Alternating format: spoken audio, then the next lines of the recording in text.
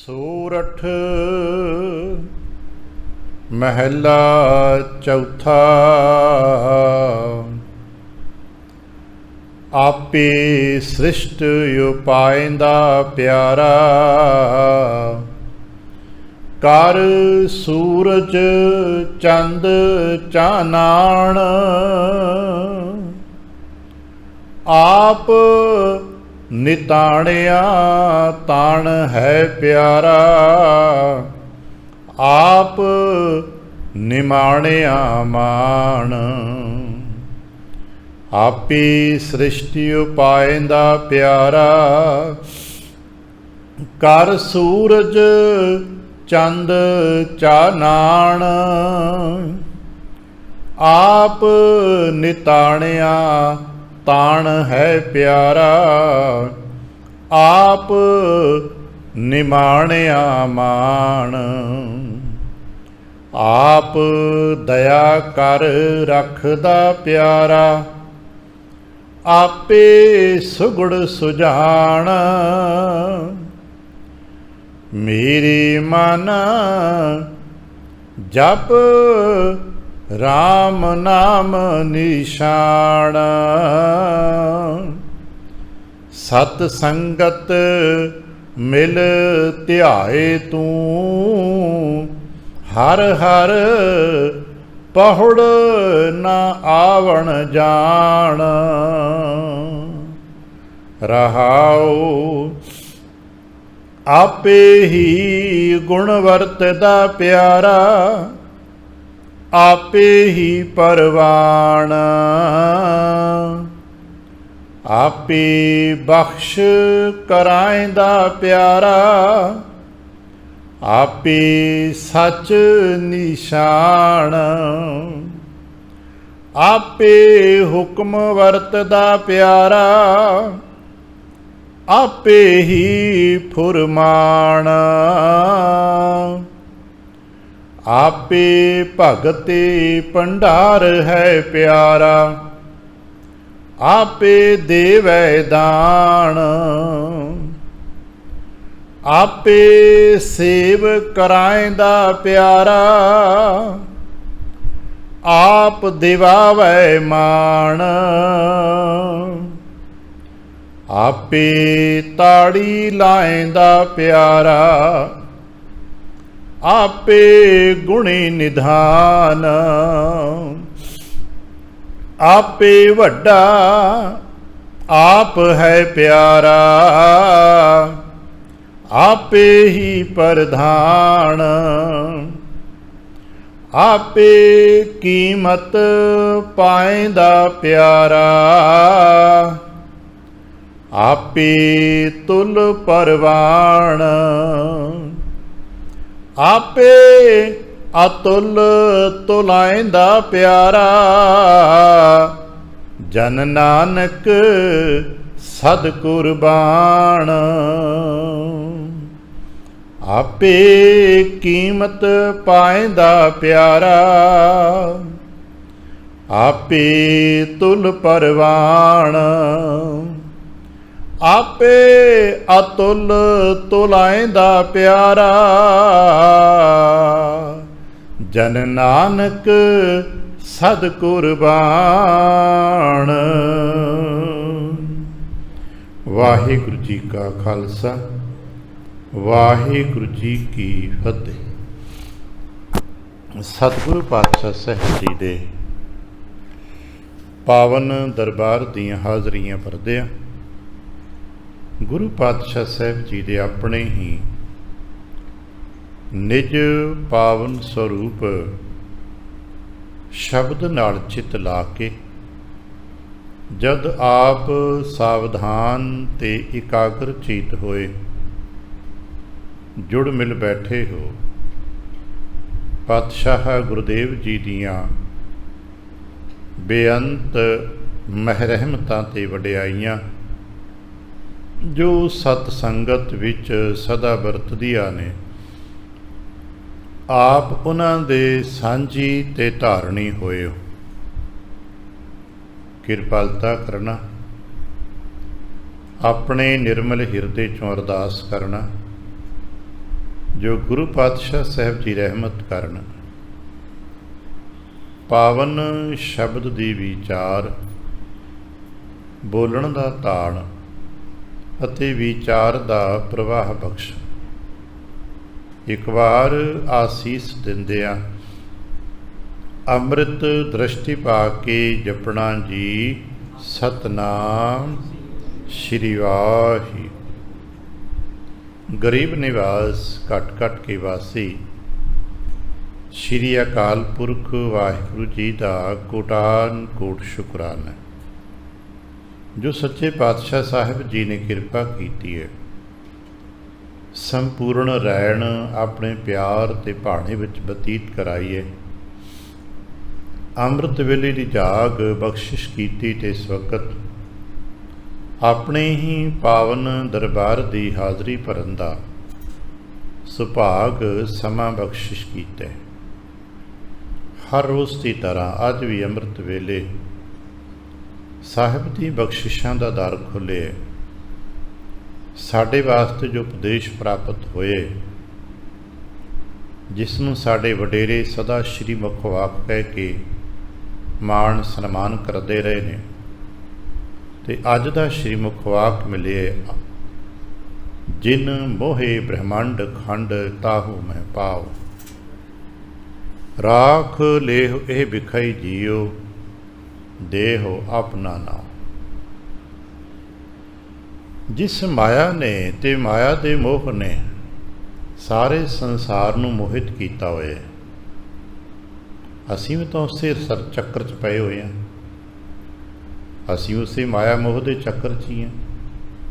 आ जितनियां घर परिवार संसार दियां राजनीति दियां समाजिक कार्रवाइयां असीं कर रहे हैं, जे असीं बिल्कुल न्यूट्रल होकर ज्ञान दृष्टि न देखांगे तो इन्हां च बहुत सारियां ज़्यादातर केवल मोह आश्रित ने। रिस्पोंसिबिलिटी जिन्होंने कहते हैं, जिम्मेदारियां कहते हैं, वो एक सीमावां तक होंदियां ने।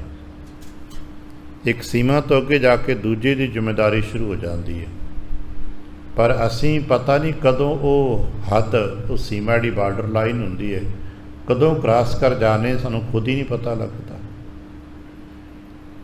तो असीं ये बार्डर लाइन क्रॉस करके अपनी जिम्मेदारी का नां ते तुरे जाने, भार चुकी जाने। असलीयत विच असीं मोह विच होंदे आ। बड़ा इतिहास साडा वड्डियां दा भरिया है। वड्डे वड्डे बंदे कहिंदे कहावंदे ये मोह दे करके आपा गर्क कर बैठे। किते रुतबा सी, माण सी उन्हां दे कोल, पर किसे नूं अहुदे दा मोह पै गया, किसे नूं पुत्रां दा मोह पै गया, किसे नूं किसे होर दा मोह पै गया। ये मोह ने बड़े मनुखा नूं मारे, क्योंकि मोह मिठा जो होया, ये मिठा लगता है, तो मनुख आखिरी मुकाम तक मिठे नूं छड्डदा नहीं गा। दिन रात घटदा जांदा समा, ये ताकत की डोर टुटदी जांदी है, पर ये इस मोह की डोर नूं छड्ड नहीं पा रहा, क्योंकि मिठा लगी जांदा है, खाई जांदा है, मिठा लगी जांदा है। पता ही लगता जम कूहा चूहा नित कुरकदा, जम रूपी चूहा इस रस्सी नूं कुरकदा रहिंदा ते कदों टुट जानी है पता ही नहीं लगता। गुरुदेव किरपा करन सानू समझ आ सके मेरी जिम्मेदारी कितनी है। जिम्मेदारी ही धर्म है। जो परिवार प्रति धर्म है साडा जिम्मेदारियां नाल संबंध रखता है। समाज प्रति जो साडे धर्म ने वो जिम्मेदारियां नाल संबंध रखते हैं, ते निज प्रति साडे धर्म जिहड़े ने वो भी जिम्मेदारी है। असीं इन्हां चक्रां च पए हुए निज दीआं जिम्मेदारियां तो कई बार पासे रह जाने। गुरुदेव किरपा करन। अज जिवें एक बचन है ना, असीं कदे कदे पढ़दे हां, आहर सब करदा फिरै, आहर एक ना होए। काम तो बहुत करता है, पर जिहड़ा काम करना सी वो नहीं करता। काम बहुत करता है, दिन रात मशक्कत करता है। आहर सब करदा फिरै, आहर का पुराना शब्द है ना पंजाबी का, कि सियारे लगे काम लगे हुए। पर जित आहर जग उधरै बिरला बूझै कोय। जिस आहर दे सदके इहदा अपना उधार होना सी, वो आहर ये नहीं कर पाया। ਇੱਥੇ ਬੈਠ ਕੇ ਉਸ ਆਹਰ ਨੂੰ ਸਮਝਣਾ ਹੁੰਦਾ ਹੈ ਕਿ ਅਸਾਂ ਨੇ ਆਪਣੇ ਪਰਿਵਾਰ ਦੀਆਂ ਆਪਣੀ ਜੋ ਜ਼ਿੰਮੇਦਾਰੀਆਂ ਨੇ ਉਹਨਾਂ ਨੂੰ ਇੱਕ ਹੱਦ ਤੱਕ ਨਿਭਾਉਣਾ ਹੈ। ਕਿੱਥੋਂ ਤੱਕ ਢੋ ਕੇ ਲੈ ਜਾਵਾਂਗੇ ਪਰਿਵਾਰ ਦੀ ਪੰਡ ਨੂੰ, ਆਖਰ ਕਿਤੇ ਤਾਂ ਰੱਖਣੀ ਪੈਣੀ ਨਾ। ਕੋਈ ਦੂਸਰਾ ਛੁਡਾਏ ਉਸ ਤੋਂ ਪਹਿਲਾਂ ਆਪ ਛੱਡ ਦਈਏ। ਔਰ ਇਹ ਗੱਲ ਹੌਲੀ ਹੌਲੀ ਸਾਡੀ ਸਮਝ ਆ ਜਾਏ। ਆ ਪਾਵਨ ਬਾਣੀ ਜੋ ਅਸੀਂ ਲੜੀ 'ਚ ਬੈਠ ਕੇ ਹੌਲੀ ਹੌਲੀ ਵਾਚਣ ਦਾ ਯਤਨ ਕਰਦੇ, ਦਾ ਮਤਲਬ ਹੀ ਇਹ ਹੈ ਕਿ ਅਸੀਂ ਇਸ ਨੂੰ ਸਮਝ ਸਕੀਏ ਕਿ ਕਰਤਾ ਪੁਰਖ ਦੀ ਰਚਨਾ ਦੇ ਵਿੱਚ ਮੈਂ ਵੀ ਵਿਚਰ ਰਿਹਾ ਹਾਂ, ਮੇਰੀ ਹੈਸੀਅਤ ਕਿਤਨੀ ਕੁ ਹੈ ਅਤੇ ਇਸ ਹੈਸੀਅਤ ਦੇ ਮੁਤਾਬਕ ਮੈਂ ਕਰ ਕੀ ਰਿਹਾ। ਅੱਜ ਦੇ ਪਾਵਨ ਬਚਨ ਫਿਰ ਉਸੇ ਕਰਤਾ ਪੁਰਖ ਵਾਹਿਗੁਰੂ ਜੀ ਦੇ ਆਪੇ ਆਪ ਦੇ ਹੀ ਉਸ ਪੱਖ ਦਾ ਅਗਲਾ ਖੁਲਾਸਾ ਕਰਦੇ ਨੇ। ਧੰਨ ਗੁਰੂ ਰਾਮਦਾਸ ਮਹਾਰਾਜ ਜੀ ਕੇ ਅੰਮ੍ਰਿਤਮਈ ਬਚਨ ਅੰਕ ਕਰਕੇ 606 ਅੰਕ ਤੇ ਸੁਸ਼ੋਭਿਤ ਨੇ ਰਾਗ ਸੋਰਠ ਦੇ ਵਿੱਚ। ਇਹ ਜੋ ਇੱਕ ਸੰਗ੍ਰਹਿ ਹੈ ਸ਼ਬਦਾਂ ਦਾ, ਔਰ ਇਹਦੇ ਹਰ ਤੁਕ ਦੇ ਨਾਲ ਜ਼ਿਆਦਾਤਰ ਕਰਤਾ ਪੁਰਖ ਵਾਹਿਗੁਰੂ ਜੀ ਦੇ ਆਪੇ ਦੇ ਵਿਸਤਾਰ ਦਾ ਜ਼ਿਕਰ ਹੈ। ਉਹ ਆਪ ਹੀ ਆਪ ਵਰਤ ਰਹੇ, ਉਹਦਾ ਸਾਰਾ ਪਸਾਰਾ ਜਿਸ ਨੂੰ ਅਸੀਂ ਕਦੇ ਕਦੇ ਇੱਕ ਲਾਈਨ 'ਚ ਪੜ੍ਹ ਲੈਂਦੇ, ਸਭ ਕੁਛ ਤੂੰ ਹੈ ਮੇਰੇ ਪਿਆਰੇ। ਸਭ ਕੁਛ, ਜਦੋਂ ਸਭ ਕੁਛ ਦੀ ਗੱਲ ਕਰਾਂਗੇ ਤਾਂ ਫਿਰ ਦਿਸਤਾ ਅਤੇ ਅਣਦਿਸਤਾ, ਜੜ ਅਤੇ ਚੇਤਨ ਸਭ ਕੁਛ ਦੇ ਵਿੱਚ ਆ ਜਾਏਗਾ ਨਾ। ਸਭ ਕੁਛ ਤੂੰ ਹੈ ਮੇਰੇ ਪਿਆਰੇ। ਅਸੀਂ ਫਿਰ ਕੀ ਕਰਨਾ ਹੈ? ਗੁਰੂ ਸਾਹਿਬ ਕਹਿੰਦੇ ਨੇ ਤੇਰੀ ਕੁਦਰਤ ਕਹੋ ਬਲ ਜਾਏ ਜੀ। ਬਸ ਅਸੀਂ ਇਹ ਕੰਮ ਕਰਨਾ। ਕੁਦਰਤ ਕਰਕੇ ਵਸਿਆ ਹੋਏ, ਅਸੀਂ ਪੜ੍ਹਦੇ ਨੇ ਕੁਦਰਤ ਕਰਕੇ ਵਸਿਆ ਸੋਏ। ਕੁਦਰਤ ਕਰਕੇ ਤੁਸੀਂ ਵਸ ਰਹੇ ਹੋ, ਕੁਦਰਤ ਕਰਕੇ ਸਾਡੇ ਨਾਲ ਹੰਡ ਰਹੇ ਹੋ। ਜਦੋਂ ਇੱਥੇ ਚੇਤਨਾ ਪਹੁੰਚ ਜਾਏਗੀ ਤੇ ਆਹ ਕੁਦਰਤ ਵਿੱਚ ਸਾਨੂੰ ਜੋ ਕੁਛ ਵੀ ਮਿਲਦਾ ਹੈ ਸਾਡੇ ਨਾਲ ਕਰਤਾ ਪੁਰਖ ਵਾਹਿਗੁਰੂ ਜੀ ਦਾ ਹੀ ਅੰਗ ਹੈ, ਕਰਤਾ ਪੁਰਖ ਹੀ ਹੈ। ਅਤੇ ਜਦੋਂ ਅਸੀਂ ਇਸ ਪੱਖ 'ਤੇ ਪਹੁੰਚ ਜਾਵਾਂਗੇ ਕਰਤਾ ਪੁਰਖ ਹੀ ਹੈ ਅਤੇ ਸਾਡਾ ਵਿਸ਼ਵਾਸ ਵੀ ਵਧੇਗਾ। ਜਿੱਥੇ ਪ੍ਰੇਮ ਦਾ ਭਾਵ ਵਿਸ਼ਵਾਸ ਵਧੇਗਾ ਉੱਥੇ ਈਰਖਾ ਨਫ਼ਰਤ ਲਈ ਥਾਂ ਕਿੱਥੇ ਬਚੇਗਾ। ਕਿਹਦੇ ਨਾਲ ਈਰਖਾ ਕਰਾਂਗੇ, ਕਿਸ ਨੂੰ ਗਾਲੀਆਂ ਕੱਢਾਂਗੇ, ਕਿਸ ਨੂੰ ਅਸੀਂ ਬੁਰਾ ਭਲਾ ਕਹਾਂਗੇ। ਕਿਹਦੇ ਅਸੀਂ ਅੱਜ ਕੱਲ੍ਹ ਸ਼ਬਦ ਲੈਗ ਪੁਲਿੰਗ, ਕਿਹਦੀਆਂ ਲੱਤਾਂ ਖਿੱਚ ਕੇ ਅਸੀਂ ਥੱਲੇ ਡੇਗਾਂਗੇ, ਕਿਉਂਕਿ ਉਹ ਆਪ 'ਤੇ ਵਰਤ ਰਿਹਾ। ਫਿਰ ਕੀ ਕਰਾਂਗੇ? ਸਿਰਫ ਆਪਣਾ ਕਰਤੱਵ ਜੋ ਡਿਊਟੀ ਤੁਹਾਡੀ ਧਰਮ ਹੈ ਉਹ ਨਿਭਾਵਾਂਗੇ।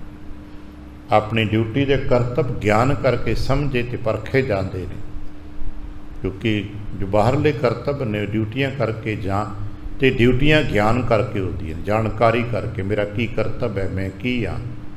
ਜਿਸ ਨੂੰ ਸਿਆਣੇ ਕਹਿੰਦੇ ਨੇ ਸਾਨੂੰ ਇਹ ਸਮਝਣਾ ਚਾਹੀਦਾ ਕਿ ਮੈਂ ਕੀ ਹਾਂ, ਮੈਂ ਕਿੱਥੇ ਹਾਂ। ਇਹ ਪਤਾ ਹੋਣਾ ਚਾਹੀਦਾ ਕਿ ਮੈਂ ਕੀ ਹਾਂ ਅਤੇ ਮੈਂ ਇਸ ਵਕਤ ਕਿੱਥੇ ਹਾਂ।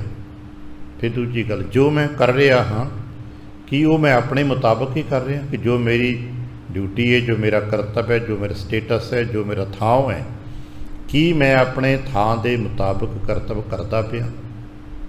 ਜੇ ਆਪਣੇ ਥਾਂ ਦੇ ਮੁਤਾਬਕ ਆਪਣੇ ਸਟੇਟਸ ਦੇ ਮੁਤਾਬਕ ਕੰਮ ਕਰਾਂ ਤਾਂ ਮੈਂ ਧਰਮੀ ਹਾਂ। ਅਤੇ ਜੇ ਮੈਂ ਦਾਏਂ ਬਾਏਂ ਵਿਚਰਦਾ ਫਿਰਦਾ ਅਤੇ ਫਿਰ ਭਾਵੇਂ ਕੋਈ ਵੀ ਹਾਂ ਮੈਂ, ਫਿਰ ਧਰਮ ਨਹੀਂ ਨਿਭ ਰਿਹਾ। ਔਰ ਇਹੀ ਅੱਗੇ ਜਾ ਕੇ ਸਾਨੂੰ ਹੋਰ ਮਿਲਣਾ ਵੀ ਹੈ। ਅਗਰ ਤੁਸੀਂ ਰਾਜੇ ਹੋ ਅਤੇ ਤੁਹਾਡਾ ਧਰਮ ਕੀ ਹੈ, ਅਗਰ ਤੁਸੀਂ ਗ੍ਰਸਤੀ ਹੋ ਅਤੇ ਤੁਹਾਡਾ ਧਰਮ ਕੀ ਹੈ, ਤੁਸੀਂ ਵਿਦਵਾਨ ਬ੍ਰਾਹਮਣ ਹੋ ਅਤੇ ਤੁਹਾਡਾ ਧਰਮ ਕੀ ਹੈ। ਜੇ ਪੜ੍ਹਦੇ ਨਾ ਸ਼ਬਦ ਪੜ੍ਹਨਾ ਕਿਤੇ ਸਮਾਂ ਲੱਗੇ, ਸਹਿਜ ਪਾਠ 'ਤੇ ਬਚਨ ਪੜ੍ਹ ਲੈਣਾ। ਰਾਜੇ ਚੁਲੀ ਨਿਆਉ ਕੀ ਗਿਰਹੀ ਕਾ ਸਤਦਾਨ। ਇੱਕ ਨਾ ਨਾਨਕ ਸ਼ਲੋਕ ਇੱਥੋਂ ਸ਼ੁਰੂ ਹੁੰਦਾ ਹੈ, ਨਾਨਕ ਚੁਲੀਆਂ ਸੁਚੀਆਂ ਜੇ ਭਰ ਜਾਣਾ ਕੋਏ। ਇਹ ਚੁਲੀਆਂ ਦਾ ਭਾਵ ਹੈ ਸੰਕਲਪ, ਸਾਡੇ ਡਿਊਟੀਆਂ ਸਾਡੇ ਧਰਮ ਸੁਚੀਆਂ ਨੇ, ਪਰ ਜੇ ਭਾਈ ਇਸ ਨੂੰ ਕਰਨਾ ਜਾਣੇ ਅਤੇ ਜਦੋਂ ਹੌਲੀ ਹੌਲੀ ਸਮਝਾਂਗੇ ਤਾਂ ਪਤਾ ਲੱਗੇਗਾ ਇਹ ਕਰਤਾ ਪੁਰਖ ਦੀ ਰਚਨਾ ਉਹਨੇ ਆਪ ਰਚੀ ਹੈ। ਆਪੇ ਸ੍ਰਿਸ਼ਟੀ ਉਪਾਇੰਦਾ ਪਿਆਰਾ, ਕਰ ਸੂਰਜ ਚੰਦ ਚਾਨਣ। ਕਰਤਾ ਪੁਰਖ ਨੇ ਰਚਨਾ ਰਚੀ ਹੈ ਚੰਦ ਸੂਰਜ ਕਰਕੇ। ਆਮ ਤੌਰ 'ਤੇ ਲੋਕ ਇਹਦਾ ਅਰਥ ਭੂਤ ਕਾਲ ਵਿੱਚ ਕਰਦੇ ਨੇ। ਦੇਖੋ ਜੀ ਉਹਨੇ ਜਦੋਂ ਰਚਨਾ ਰਚੀ, ਸੂਰਜ ਬਣਾਇਆ, ਚੰਦ ਬਣਾਇਆ, ਰਚਦਾ। ਪਰ ਜਦੋਂ ਅਸੀਂ ਅੱਜ ਦੇ ਸੰਦਰਭ 'ਚ ਗਿਆਨ ਖੰਡ ਵਿੱਚ ਉਤਰ ਕੇ ਦੇਖਾਂਗੇ, ਸਾਡੀ ਸ੍ਰਿਸ਼ਟੀ ਦੀ ਰਚਨਾ ਰੋਜ਼ਾਨਾ ਆਰੰਭ ਹੁੰਦੀ ਹੈ। ਰੋਜ਼ਾਨਾ ਚੜ੍ਹਦੇ ਸੂਰਜ ਸਾਡੇ ਸੰਸਾਰ ਦੀਆਂ ਕਾਰਵਾਈਆਂ ਆਰੰਭ ਹੋ ਜਾਂਦੀਆਂ ਨੇ। ਚੜ੍ਹਦੇ ਸੂਰਜ ਬਨਸਪਤੀ ਖਿੜ ਪੈਂਦੀ, ਮਨੁੱਖ ਜੀ ਜੰਤੂ ਆਪਣੇ ਆਹਰ ਲੱਗ ਜਾਂਦਾ ਹੈ। ਸਾਡੀ ਸ੍ਰਿਸ਼ਟੀ ਦੀ ਆਰੰਭ ਰਚਨਾ, ਸਾਡੀ ਦੁਨੀਆ ਤੁਰ ਪੈਂਦੀ ਹੈ। ਅਤੇ ਇੱਕ ਦੁਨੀਆ ਉਹ ਹੈ ਜੋ ਚੰਦ ਦੇ ਸਦਕੇ ਚੱਲਦੀ ਹੈ। ਅਸੀਂ ਵੇਖਿਆ ਹੁਣ ਕੁਦਰਤ ਵਿੱਚ ਬਹੁਤ ਸਾਰੇ ਫੁੱਲ ਨੇ ਜੋ ਰਾਤ ਨੂੰ ਖਿੜਦੇ ਨੇ। ਕੁਦਰਤ ਵਿੱਚ ਬਹੁਤ ਸਾਰੇ ਜੀਅ ਨੇ ਜੋ ਰਾਤ ਨੂੰ ਵਿਚਰਦੇ, ਜੋ ਨਿਸ਼ਾਚਰ ਕਿਹਾ ਜਾਂਦਾ।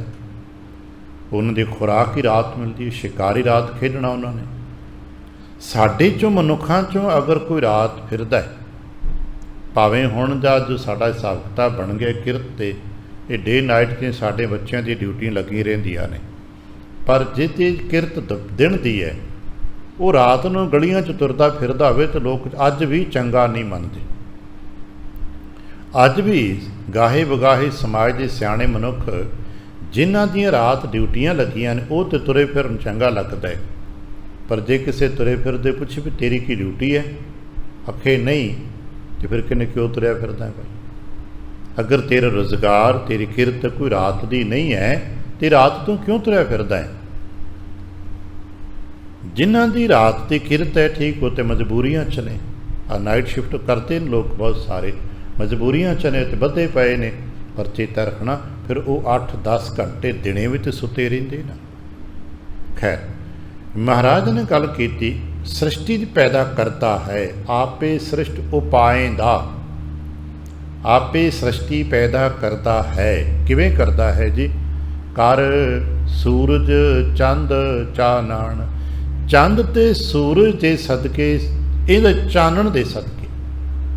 ਜਿਹੜਾ ਚੰਦ ਬਣਾ ਜਾਏ, ਸੂਰਜ ਬਣਾਤਾ ਤੇ ਸ੍ਰਿਸ਼ਟੀ ਨੂੰ ਕੋਈ ਲਾਭ ਨਹੀਂ ਨਾ।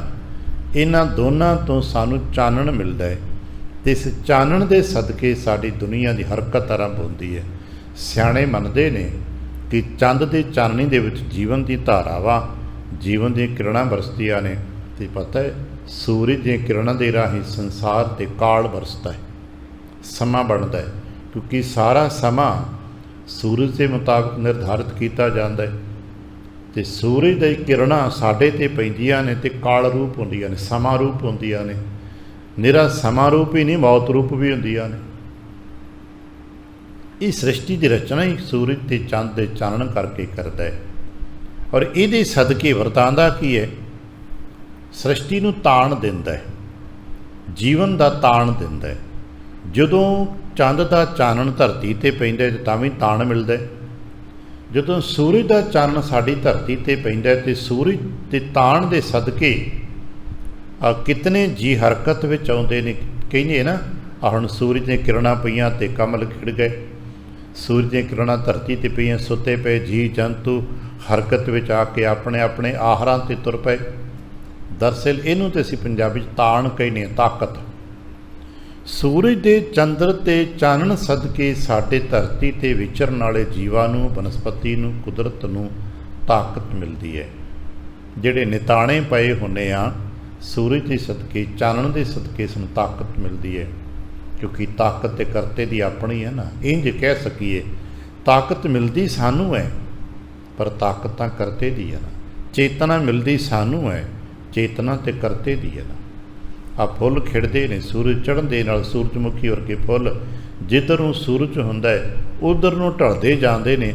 ਆਖਰ ਕੋਈ ਚੇਤਨਾ ਉਹਨਾਂ ਦੇ ਵਿੱਚ ਕੰਮ ਕਰ ਰਹੀ ਹੈ ਨਾ, ਕੋਈ ਸੈਂਸਰ ਉਹਨਾਂ 'ਚ ਲੱਗਾ ਹੈ ਨਾ।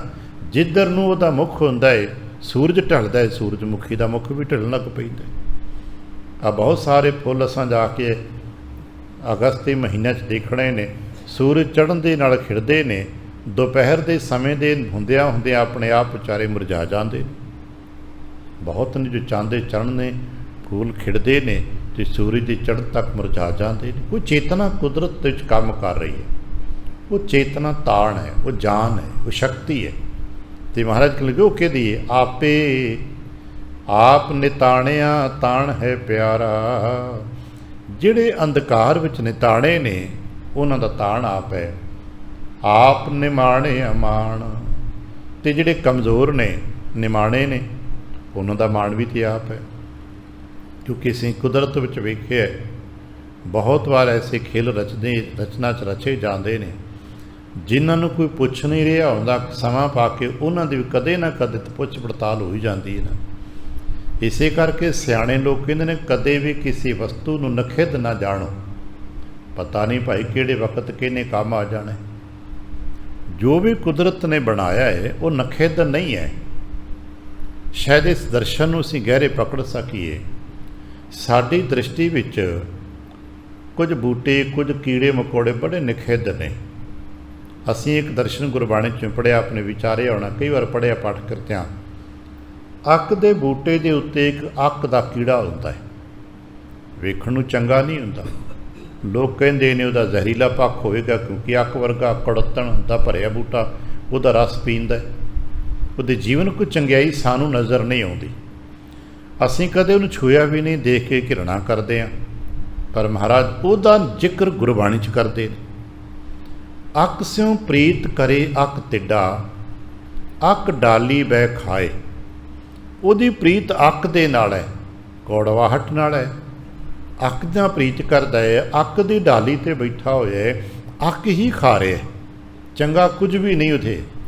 ਪਰ ਖਸਮੇ ਭਾਵੈ ਉਹ ਚੰਗਾ ਜੇ ਕਰੇ ਖੁਦਾਏ ਖੁਦਾਏ। ਮੰਨ ਲਿਆ ਜਿਹਨੂੰ ਅਸੀਂ ਮਾੜਾ ਕਿਹਾ ਹੈ, ਨਖਿੱਧ ਕਿਹਾ ਹੈ, ਨਿਕ੍ਰਿਸ਼ਟ ਕਹਿ ਦਿੱਤਾ, ਅਗਰ ਉਹ ਵੀ ਕਰਤੇ ਦੀ ਬੰਦਗੀ ਕਰਨ ਲੱਗ ਪੈਂਦਾ ਤੇ ਬਹੁਤ ਉੱਚਾ ਹੋ ਜਾਂਦਾ ਹੈ। ਜਿਹਨੂੰ ਅਸੀਂ ਭਗਤ ਰਵਿਦਾਸ ਸਾਹਿਬ ਜੀ ਦੇ ਬਚਨਾਂ ਤੋਂ ਪੜ੍ਹ ਲਈ, ਨੀਚਾ ਊਚ ਕਰੇ ਮੇਰਾ ਗੋਬਿੰਦ। ਨਿਤਾਣਿਆਂ ਦਾ ਤਾਣ ਹੈ, ਨਿਮਾਣਿਆਂ ਦਾ ਮਾਣ ਹੈ। ਤੇ ਸਾਨੂੰ ਇਹ ਪਤਾ ਹੈ ਇਹ ਬਚਨ, ਇਹ ਸ਼ਬਦ ਸਾਡੇ ਘਰ ਵਿੱਚ ਧੰਨ ਗੁਰੂ ਅੰਗਦ ਦੇਵ ਮਹਾਰਾਜ ਜੀ ਨੇ ਸਥਾਪਿਤ ਕੀਤੇ ਨੇ। ਜਦੋਂ ਅਮਰਦਾਸ ਮਹਾਰਾਜ ਜੀ ਆਪਣੀ ਸੇਵਾ ਦੇ 12ਵੇਂ ਸਾਲ ਵਿੱਚ, ਅਸੀਂ ਸਾਖੀਆਂ 'ਚ ਪੜ੍ਹਿਆ ਸੁਣਿਆ ਨਾ ਕਿ ਸੇਵਾ ਕਰਦੇ ਕਰਦੇ 75 ਵਰ੍ਹਿਆਂ ਦੀ ਆਰਜਾ ਵਿੱਚ ਗਾਗਰ ਚੁੱਕੀ ਆਉਂਦੇ ਨੇ, ਮੂੰਹ ਹਨੇਰੇ, ਠੱਕਾ ਵਗਦਾ ਤੇ ਜੁਲਾਹੇ ਦੀ ਕਿੱਲੀ ਨਾਲ ਠੇਡਾ ਲਾ ਕੇ ਡਿੱਗ ਪਏ ਨੇ, ਪਰ ਗਾਗਰ ਨਹੀਂ ਡੁੱਲਣ ਦਿੱਤੀ। ਕਲਪਨਾ ਕਰਨਾ 75 ਵਰ੍ਹਿਆਂ ਦਾ ਬਜ਼ੁਰਗ ਸਰੀਰ ਹੈ, ਪਾਣੀ ਦੀ ਭਰੀ ਹੋਈ ਗਾਗਰ ਹੈ, ਉਹ ਵੀ ਦੂਰੋਂ ਢੋ ਕੇ ਲੈ ਕੇ ਆਏ ਨੇ ਤੇ ਫਿਰ ਵੀ ਗਾਗਰ ਨਹੀਂ ਡੁੱਲਣ ਦਿੱਤੀ। ਤੇ ਅਗਲਿਆਂ ਆਵਾਜ਼ ਦੇ ਨਾਲ ਨਾਲ ਜੋ ਸ਼ਬਦ ਵਰਤਿਆ ਉਹ ਮਾੜਾ ਸੀ। ਅਸੀਂ ਕਦੇ ਕਦੇ ਵਰਤ ਲੈਨੇ, ਪਰ ਸਾਨੂੰ ਵਰਤਣਾ ਨਹੀਂ ਚਾਹੀਦਾ ਕਿਉਂਕਿ ਗੁਰੂ ਪਾਤਸ਼ਾਹ ਨਾਲ ਸੰਬੰਧਿਤ ਸ਼ਬਦ ਹੈ। ਉਹਨਾਂ ਨੇ ਮਾੜਾ ਸ਼ਬਦ ਵਰਤੇ ਹੈ। ਪਰ ਮਹਾਰਾਜ ਅਮਰਦਾਸ ਮਹਾਰਾਜ ਨੇ ਕਿਹਾ, ਨਾ ਭਾਈ, ਤੁਸੀਂ ਮੈਨੂੰ ਜੋ ਸ਼ਬਦ ਕਹਿ ਕੇ ਨਿਥਾਵਾਂ ਕਿਹਾ ਨਾ, ਮੈਂ ਨਿਥਾਵਾਂ ਨਹੀਂ ਆ, ਮੈਨੂੰ ਥਾਂ ਮਿਲ ਗਿਆ। ਹੁਣ ਇਹ ਤੇ ਉਹਨਾਂ ਦੀ ਹਿੰਮਤ ਜ਼ਰੂਰਤ ਨਹੀਂ ਨਾ ਪੁੱਛਣ ਦੀ ਵੀ ਥਾਂ ਤੈਨੂੰ ਕਿੱਥੇ ਮਿਲਿਆ, ਪਰ ਥਾਂ ਮਿਲੇ ਗੁਰੂ ਅੰਗਦ ਦੇਵ ਮਹਾਰਾਜ ਜੀ ਦੇ ਹਿਰਦੇ 'ਚ। ਯਾਦ ਰੱਖਣਾ, ਜਿੱਥੇ ਗੁਰੂ ਅੰਗਦ ਦੇਵ ਮਹਾਰਾਜ ਜੀ ਦੇ ਪਿਆਰ ਭਰੇ ਹਿਰਦੇ 'ਚ ਥਾਂ ਮਿਲਿਆ, ਉਸੇ ਦਿਨ ਹੀ ਗੁਰੂ ਅੰਗਦ ਦੇਵ ਮਹਾਰਾਜ ਜੀ ਨੇ ਆਪਣਾ ਨਿਵਾਸ ਵੀ ਅਮਰਦਾਸ ਬਾਬਾ ਜੀ ਦੇ ਹਿਰਦੇ ਵਿੱਚ ਕਰ ਲਿਆ। ਤੇ ਉਸੇ ਦਿਨ ਇਹ ਸ਼ਬਦ ਸਾਡੇ ਨਾਲ ਸਾਂਝੇ ਹੋਏ। ਨਿਮਾਣਿਆਂ ਦੇ ਮਾਣ, ਨਿਤਾਣਿਆਂ ਦੇ ਤਾਣ, ਨਿਉਟਿਆਂ ਦੀ ਓਟ, ਨਿਗੱਤਿਆਂ ਦੀ ਗੱਤ, ਨਿਪੱਤਿਆਂ ਦੀ ਪੱਤ, ਨਿਧਿਰਿਆਂ ਦੀ ਧਿਰ। ਇਹ ਕਹਿੰਦੇ ਨੇ 12 ਬਚਨ ਇਹੋ ਜਿਹੇ ਮਹਾਰਾਜ ਗੁਰੂ ਅੰਗਦ ਦੇਵ ਮਹਾਰਾਜ ਜੀ ਨੇ ਆਪਣੇ ਸਨਮੁਖ ਬਿਠਾ ਕੇ ਅਮਰਦਾਸ ਮਹਾਰਾਜ ਜੀ ਝੁੜ 'ਚ ਪਾਈ ਜਾਂਦੇ। ਚੌਥੇ ਪਾਤਸ਼ਾਹ ਸਾਹਿਬ ਜੀ ਨੇ ਬਾਅਦ ਵਿੱਚ ਇਹਨਾਂ ਸ਼ਬਦਾਂ ਨੂੰ ਜਦੋਂ ਬਹੁਤ ਉੱਚਾ ਉਠਾਇਆ, ਕਿਉਂਕਿ ਗੁਰੂ ਹੈ ਨਾ, ਗੁਰਕਰਤੇ ਦਾ ਰੂਪ ਇੱਕ ਹੁੰਦਾ ਹੈ। ਤੇ ਚੌਥੇ ਪਾਤਸ਼ਾਹ ਕਹਿਣ ਲੱਗੇ, ਨਿਮਾਣਿਆਂ ਦਾ ਮਾਣ ਕੌਣ ਹੋ ਸਕਦਾ? ਪ੍ਰਮਾਤਮਾ। ਨਿਤਾਣਿਆਂ ਦਾ ਤਾਣ ਕੌਣ ਹੈ? ਪ੍ਰਮਾਤਮਾ। ਤੇ ਮਤਲਬ ਗੁਰਕਰਤਾ ਹੀ ਨਿਮਾਣਿਆਂ ਦਾ ਮਾਣ ਹੈ। ਨਿਚੀਜਿਆਂ ਚੀਜ਼ ਕਰੇ ਮੇਰਾ ਗੋਬਿੰਦ, ਕਾਹੂ ਤੇ ਨਾ ਕਰੇ। ਅਸੀਂ ਇਸ ਕੀਰਤਨ ਸੁਣੇ ਵਡੇਰਿਆਂ ਤੋਂ, ਇਹ ਵੀ ਸੁਣਿਆ ਹੈ ਕਿ ਜੋ ਚਾਹੇ ਮੌਜ ਵਿੱਚ ਆ ਜੇ ਤੇ ਕੀੜਾ ਥਾਪ ਦੇ ਪਾਤਸ਼ਾਹੀ ਲਸ਼ਕਰ ਕਰੇ ਸਵਾ। ਜੇ ਮੌਜ ਵਿੱਚ ਆ ਜਾਂਦਾ ਹੈ ਤੇ ਜਿਸ ਦੀ ਬਾਤ ਕੋਈ ਨਾ ਪੁੱਛਦਾ ਹੋਵੇ ਉਹਨੂੰ ਵੀ ਬਾਦਸ਼ਾਹੀਆਂ ਥਾਪ ਦਿੰਦਾ ਹੈ। ਜਿਹੜਾ ਸੰਸਾਰ ਦੇ ਭਾਵੇਂ ਕਿਸੇ ਨੀਵੇਂ ਥਾਂ 'ਤੇ ਡਿੱਗ ਪਿਆ ਹੋਵੇ ਉਹਦੀ ਬਾਂਹ ਪਕੜ ਲਵੇ ਤੇ ਰਾਜ ਦੇ ਦਿੰਦਾ ਹੈ। ਬਹੁਤ ਸਾਰੇ ਐਸੇ ਪ੍ਰਮਾਣ ਨੇ। ਅਸਾਂ ਭਗਤਾਂ ਦੇ ਰਾਹੀਂ ਇੱਕ ਬਚਨ ਸੁਣਿਆ, ਕਈ ਵਾਰ ਅਸੀਂ ਤਰਕ ਵਿੱਚ ਪੜ੍ਹਾਂਗੇ ਇਹ ਕਿੱਦਾਂ ਹੋ ਜਾਂਦਾ ਹੈ। ਅਸੀਂ ਸੁਣਿਆ, ਮੇਰੇ ਸਤਿਗੁਰੂ ਨੇ, ਮੇਰੇ ਕਰਤਾ ਪੁਰਖ ਨੇ ਕਿਰਪਾ ਕੀਤੀ ਨੇ, ਕਾਮਾਰਥੀ, ਸਵਾਰਥੀ, वाकी पैज सवारी। भावें कोई भगत सदना साहब जी की साई सुनते ना, भावें कोई कामार्थी सी, भावें कोई स्वार्थी ही सही, पर तुसां ओहदी भी ते पैज सवारी दित्ती। पर कदों? जदों तुहाडी शरण आ गया। असीं टुट के ढह के शरण आ जाइए तो फिर सानू पता लगेगा निमाणिਆਂ ਦਾ ਮਾਣ ਉਹ ਆਪ है, ਨਿਤਾਣਿਆਂ ਦਾ ਤਾਣ ਆਪ है। हरजी ही निमाणिਆਂ ਦਾ ਮਾਣ। ਕਹਿਣ ਲੱਗੇ आप निताणिया ताण है प्यारा, आप निमाणिया मान। किदां करदा है जी ये सब कुछ? कहण लगे आप दया कर रखदा प्यारा। जो माणहीन ने विचारे गरीब ने किसी कारण, उन्हां ते जदों दया करदा है ते दया करके जिन्हों रख लैंदा है, उहदा माण वध जांदा है। अपनी दया करके जी ते अमृत दृष्टि पा देंदे ने, उहदा ताण वध जांदा है। क्योंकि जगत विच जिन्हों कोई नहीं रखदा, अगर करता पुरख दे प्यार चाहते, करता पुरख उस रख लैंदा है। पुरानियां शायरी दीयां गल्लां जो तुसीं पढ़ते सुनते बड़े तो बड़े उन्हां दे अदब, उन्हां दे कई वचन बड़े गहरे हुंदे ने। एक पुराना वचन असीं सुनते पढ़ते वजीद वर्गियां दा, जिहड़े कहंदे ने जिस बंदे दा कोई नहीं हुंदा उहदा कौन हुंदा है, ते कहण लगा जिसदा कोई नहीं बनदा ना, उहदा खुदा हुंदा है। शायद अपनी याद होवे पातशाह दशमेश जी एक बार जदों दमदमा साहब तो दखण की यात्रा में तुर पए ने ना, तो साडे सिखां विचों भी बहुत सारे सिखां ने दमदमा साहब तो बाद विच भी एक बार दशमेश का साथ छड्डिया। जदों महाराज ने कहा सी कि असीं दखण जाना है, तो साडे बहुत सारे सिखां ने कहता सी भट्ट पई दखण, असां दखण ना जांदे। महाराज ने किसी दी नहीं सुनी, तुर पए ने। दमदमा साहब तो 2 कुछ पड़ाव अगे गए ने, तो जिहड़े भाई डाल सिंह जी बड़के मुखी सन ना, रात नूं ये भी खिसकंत हो गए सन, चुप चपीते रात निकल गए। तो महाराज ने आवाज़ दी अमृत के वेले भाई डल्ला सिंह का नाम लैके, तो उत्थे एक फकीर सी जिहड़ा महाराज के विश्राम घर के बाहर वो भी अपना विश्राम करता सी। उन्होंने पता सी कि चुप चपीता डल्ला राती मत्था टेक चुप चपंत खिसकंत हो गया। महाराज ने डल्ले का नाम लैके आवाज़ दी है, अगों वो कहता ना कोई डल्ला ना कोई मल्ला, रह गया गोबिंद सिंह इकल्ला। उन्हें अपने ढांगरां दस दिता, भाई तुहाडा साथी डल्ला साथ छड्ड गया जे। तो महाराज कहने लगे ना डल्ला ना मल्ला, गोबिंद सिंह का नाल है अल्लाह। गोबिंद सिंह अकल्ला कदे नहीं गा। सानू एक विश्वास होना चाहिए है, असीं भी अकल्ले कदे नहीं हाँ। साडे नाल कौन है? साडे नाल साडे गुरु नाल ने। गुर मेरे संग सदा है नाले। पर कदों नाल हुंदे ने? जदों दया करते ने। नहीं उहदे नाल ही रहिंदे ने, पर असीं उन्हां दी दया नूं देखदे ही नहीं। असीं उन्हूं कहदे ने तुसीं दूर, ऐसे करो हुक्म नेड़े है दूर ना जाने हो। वो तो बहुत नेड़े ने, तुसीं दूर बना के बैठे हो। पर वो पालते ने साडे नूं दया करके।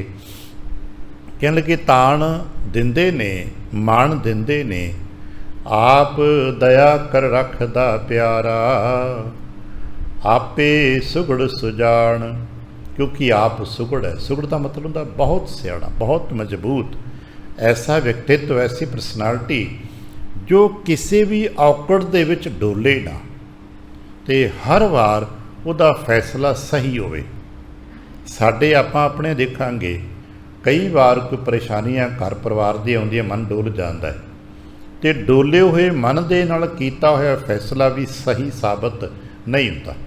ये सारे मनदे ने कि बेचैन मन का फैसला भी कई बार अक्सर ठीक नहीं हुंदा, गलत हो जाता है। सुगड़ उसनूं कहिए जो कदे डोले ही ना, तो जिसका हर फैसला सही होवे। तो फिर वो कौन हो सकता है? वो गुरु गोबिंद सिंह ही हो सकता ना। दुनिया की वड्डी तो वड्डी मुसीबत साहिब गुरु गोबिंद सिंह के परिवारक तौर पर, राजनीतिक तौर पर, जाती तौर पर भी आई ना, तो कदी डोले तो ना उन्होंने फैसले नूं कोई दुनिया का ज्ञानी कह पाए भी ना जी देखो जी आह फैसला गुरु महाराज ने गलत किया। अज तक दुनिया का कोई तर्क वाला, कोई विद्वान, भावें श्रद्धालु है तो भावें अनमतां दे विच आलोचक है, कोई ये नहीं कह पाया भी गुरु गोबिंद सिंह महाराज जी ने किसी मुसीबत के समय तो कोई फैसला किया है तो देखो जिन्हों का फैसला गलत हो गया। पातशाह छेवें हरगोबिंद साहब जी ने कोई मुसीबतों फैसले किए तो उन्होंने फैसले गलत हो गए। नहीं, ऐसा अज तक ना कोई साहित्यकार, ना इतिहासकार, ना साखीकार, इत्थों तक जिहड़े विरोधी सन महाराज दे वो भी मनते ने कि नहीं, इनका हर फैसला ठीक होंदा। शायद अपनी याद होवे जदों साडे ते पहला हमला श्री अमृतसर साहब होया मुखलिस खान दे सदाही, अमृतसर साहब ते पहला हमला होया, उदों सिखां दे कोल तोप नहीं सी। साडे कोल फौज ते है सी पर तोप कोई नहीं सी, ते रात भर हमला गोलीबारी हो रही है। महाराज को सिख आ के कहंदे महाराज साडे कोल तो कोई तोप हुंदी ना ते रात मुकाबला करदे। महाराज ने आनन फानन जिन्हों पुछ के तुरत फुरत विच फैसला किया। उत्ते एक रुख सीगा जिस खोड़ सी। महाराज कहने लगे इसकी खोड़ नूं ही तोप के रूप च वरतो, पिछे रबड़ लगा के स्प्रिंग लगा के रातों रात उसकी तोप बना दी, तो उत्थां ही पत्थर के गोले सुटने शुरू करवा दिते। उन्होंने जो काम किया उन्हें बारूद के गोले काम ना करते जिन्हें पत्थर के गोलियां ने काम किया। जिन लकड़ की तोप बाद च कहना शुरू किया तो गुरु साहब ने लकड़ की तोप चला दी। ये मौके ते कीते हुए फैसले बड़े सुगड़ता दे, बड़े सटीक फैसले ने जो साहब ने बहुत बार किए, क्योंकि सुगड़ जो होया, सुजान जो होया, कहन लगे फिर असीं की करिए। जदों इन्नी गल समझ आ जाए भी वो सुगड़ है, सुजान है और उहदा कोई फैसला गलत नहीं, असीं लख वार कहिए आ गलत है पर फैसला गलत नहीं है, तो कहने लगे फिर मना एक काम कर। महाराज की करा? कहने लगे मेरे मन जप राम नाम निशान। मना तू और कुछ तो कर नहीं सकता, तू ऐसा तो है नहीं कुछ फैसले दे अपना कुछ कर देवेगा, नहीं तू जप करया कर, तू बस प्रेम नाल जप करया कर। ये भाव रख के कि उस सुगड़ सुजान। एक बेनती करदे आ, जप करदे होया भाव की हुंदा साडा कीमती हुंदा है। वाहिगुरू वाहिगुरू तो सारे जपते हैं पर वो जपद्या होया भाव हुंदा ना कीमत उहदी हुंदी है। असीं वेखदे ना अपने घरां च अपने समाज विच खुशियां ते गमियां वास्ते नित सतसंगतां दे समागम हुंदे ने। सानूं भी गाहे बगाहे उन्हां समागमां च हाज़रियां भरनियां हुंदियां ने। पढ़दे ते सारे सुखमनी साहब ही हो ना, पाठ ते बाणी दे भी करदे, कोई अखंड पाठ करदा, कोई सहज पाठ करदा। समय की घाटवाद करके कोई तो चलो सुखमनी साहब पाठ कर लेने, पढ़ते तो बाणी एक ही है ना सुखमनी साहब, भाव अलग अलग होंदा। ऐसे दरबार च आपां किते स्टडी करके देखांगे ना एक हफ्ते दी, इसे दरबार च सुखमनी साहब का पाठ होंदा है। आखि जी बालक का साडे घर जन्म होया है, सुखमनी साहब का पाठ करना है। अगलेरे दिन को पाठ सुखमनी साहब का कराने वाला आ रहा है, वो पुछते पुछते भाई पाठ क्यों करना, मकसद की है? कहने लगे जी कार विहार तरक्की की है बच्चिया ने। ठीक है जी, पाठ सुखमनी साहब का है। हुण पाठ सुखमनी साहब का होर करो लिखाने आ गया, पुछता लिखण वाला जी ये क्यों करना? कहने लगा जी घर परिवार का कोई जी बंदा बीमार पिया है, देरुगता वास्ते पाठ करना, तो कुछ होर भी होंदा जी बंदा चलाना करके उसकी याद में पाठ करना। पाठ तो कोई सुखमनी हो रहा ना, पाठ भी सुखमनी साहिब है, तो शायद पाठी भी कोई होएगा। बहुती वार तो कोई पाठी पाठ कर रहा होंदा, वो हर हफ्ते कई बार इत्थे थे विदेशों च वेख्या होना, एक ही हाल नूं पार्टीशन करके चार चार हाल बनाए होंदे, सारे च सुखमनी साहब पाठ हो रहा होंदा, सारे च पाठी पाठ कर रहे ने, पर सब ते भाव अलग अलग ने। इक्को अरदासी है, चौं थाई जांदा है, अरदास भी इक्को ही है, सुखमनी साहब भी इक्को ही है, आनंद साहब भी इक्को ही है, सब कुछ एक है, पर अरदास ते शब्दावलियां ते संगत का भाव अलग अलग है। शब्दावलियां रटियां हुई उहदियां, पर कीमत किहदी पै रही, फर्क की पै रहा है? बैठी हुई संगत का जो पाठ बेनती जाप कर रहा है, करवा रहा है, उहदे भाव का। हुण कैसा भाव लैके सुखमनी साहब का पाठ कर रहा है?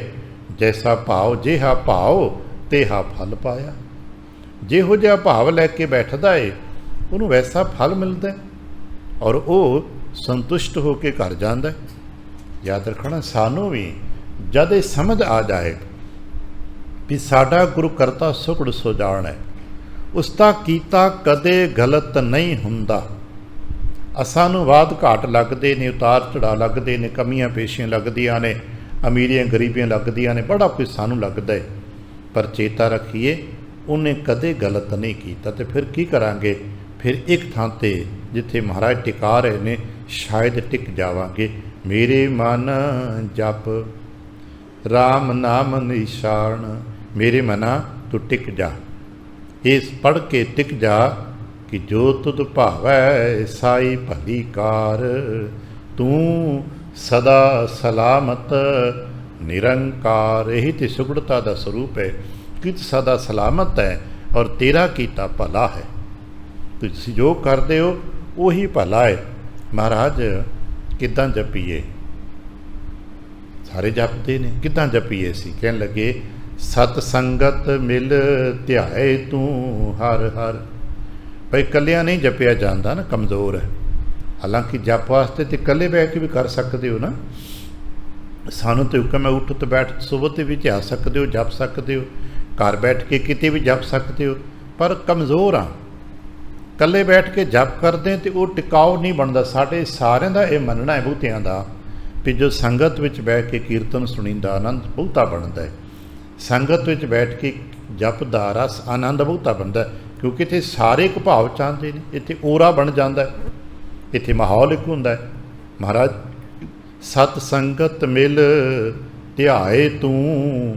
ਮਹਾਰਾਜ ਕੀ ਧਿਆਵਾਂ? ਇੱਥੇ ਯਾਦ ਰੱਖਣਾ, ਆਪਾਂ ਇੱਥੇ ਬੈਠੇ ਹਾਂ, ਕੀਰਤਨ ਹੋ ਰਿਹਾ, ਹੁਣ ਕਥਾ ਕਰ ਰਹੇ ਹਾਂ, ਥੋੜ੍ਹੀ ਦੇਰ ਪਹਿਲਾਂ ਵੀ ਅਤੇ ਥੋੜ੍ਹੀ ਦੇਰ ਬਾਅਦ ਵਿੱਚ ਵੀ ਕੀਰਤਨ ਹੋਣਾ ਹੈ। ਕੀਰਤਨ ਤੇ ਗੁਰ ਸ਼ਬਦ ਦਾ ਹੀ ਹੋਣਾ ਹੈ ਨਾ। ਅਸਾਂ ਦੇ ਧਿਆਨ ਵਿੱਚ ਕੀ ਆਏਗਾ?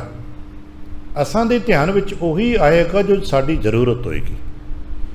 ਜੈਸੀ ਸਾਡੀ ਜ਼ਰੂਰਤ ਹੋਏਗੀ, ਸਾਡੀ ਅਰਦਾਸ ਦੀ ਭਾਵਨਾ ਵੈਸੀ ਵੈਸੀ ਬਣਨ ਲੱਗ ਪੈਣੀ। ਮਹਾਰਾਜ ਕਿਰਪਾ ਕਰਨ, ਮੇਰੇ ਆਹ ਮਤਲਬ ਹੈ, ਮੇਰਾ ਆਹ ਮਕਸਦ ਹੈ, ਮੇਰੀ ਆਹ ਲੋੜ ਹੈ। ਆਪਾਂ ਆਪਣੇ ਆਪਣੇ ਲੋੜ ਦੇ ਮੁਤਾਬਕ ਜੁੜ ਜਾਣਾ, ਪਰ ਲੋੜਾਂ ਸਾਡੀਆਂ ਆਪੋ ਆਪਣੀਆਂ ਜਾਤੀ ਨੇ। ਤੇ ਮਹਾਰਾਜ ਕਹਿੰਦੇ ਕਿ ਉਹਨੂੰ ਲੋੜਾਂ ਨੂੰ ਹਿਰਦੇ 'ਚ ਰੱਖ, ਭਾਵ ਤੇਰੇ ਉਹਦੇ ਮੁਤਾਬਕ, ਪਰ ਕਾਮਿਕ ਕਰੀ ਧਿਆਏ ਤੂੰ ਹਰ ਹਰ।